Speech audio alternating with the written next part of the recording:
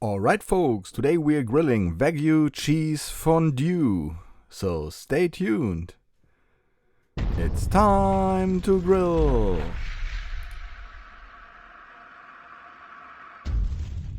It's time for my Weber steel fire pot again. Recently I showed you a Wagyu burger video from that pot, and I showed you also how to start this grill with a starting chimney full of briquettes and some wood chunks. But in this video I want to show you a different way that is also possible to start this grill. You need smaller pieces of starting wood and two starters here. You put them in the middle and take a third one, burn it, and then this stack of wood will start burning immediately. You will need some more of that smaller pieces and just add them step by step on top and all the way around that stack. That's pretty easy. And it's fun to do. It might take a little bit longer, but it's more fun and it's way cheaper because you don't waste a whole starting chimney of briquettes, of course. All in all, I'm using both weights. It depends on the time I have and the fun I have and the amount of wood I have in common. It will now start burning higher and higher, hotter and hotter, and then after several minutes just add some bigger pieces of wood. The only thing you have to keep in your mind is that you have enough oxygen inside the pot so the fire starts to burn clearly without any heavy gray smoke. That's why we are not closing the door 100%, we always keep it open just a little bit. In the meantime the fire is burning, we can start to chop up some veggies. The summer in Germany really sucks. I'm not sure where you come from and if you know this dish. In Germany, fondue, that's how it's pronounced here, is a main dish for Christmas or for your New Year's party. It basically comes from Switzerland. There are a lot of details people keep in mind if they are making Swiss cheese fondue. We are not that kind of people today. This is a free interpretation of how to do this from your grill and as easy as possible so everyone can do it. I love preparing dishes close to the fire. The side tables of that grill are really amazing, have enough space for my cutting board, and here's how it looks like from another perspective.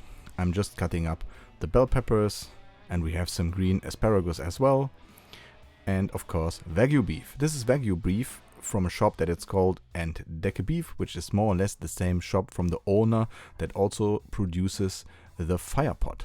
And it's fun because he has his own Wagyu breed and it's born and raised here in Germany. And I really like that idea of making those tiny dices.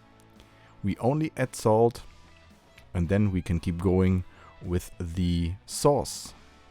We are putting a Dutch oven in the middle of the grill. This one is a size of 3 liters. Of course, the bigger one will also fit. And it's fun to cook this sauce over an open fire. We are starting with butter and flour. I'm usually cooking my cheese sauce more or less the same way than a sauce bechamel.